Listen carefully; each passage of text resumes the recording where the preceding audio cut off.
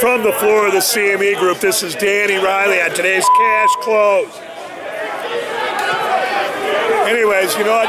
The S&P opened 8 handles higher, rallied 1 handle, and then went into a gigantic downside flunk-a-dunk early in the day. It sold off 22.5 handles, and then late in the day, we had a big push back up where it rallied 20+ handles, and Brian Shepard here at the desk called it.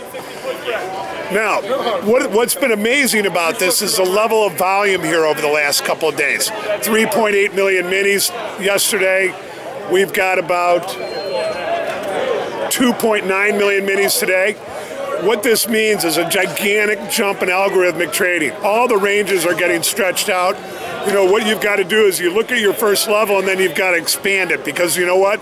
These programs are just too big for what's going on here.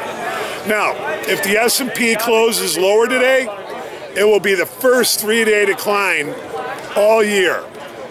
The high of the day in the S&P came in at 1593.5 after the open.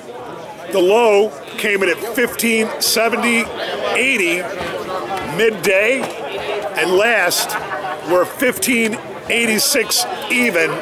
We're up 2.1 handles. Total volume, like I said, 2.9 million minis and about 5,000 big S&Ps in the pit. Goldman Sachs was a seller off the open today. MOC, we had 80 million to sell.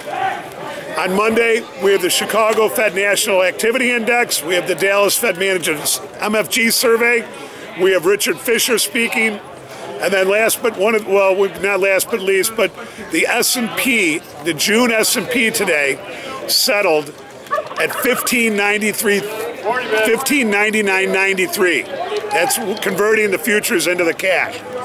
The EOM Fixing, that's the cash close right here at 3 o'clock. We just settled at 1586.22. Now look, jury's still out here. At the 3 o'clock cash close, the futures are up. But we're only up 1.4 handles, and we've still got about 13 minutes to go. The S&P could end up closing lower. But you know what? We're going to leave it like that. Look, it's been very, very difficult the last couple of days. As we said, there was an extreme amount of rolling higher. You know, the option guys rolling higher back when the S&P made that 1685 high.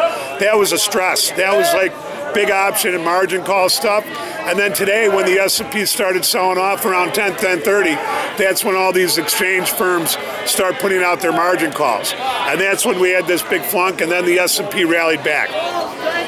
But net, it's my guess that we're going to go out higher on the day and keep that streak going. Have a good weekend, and we'll see you on Monday's opening print.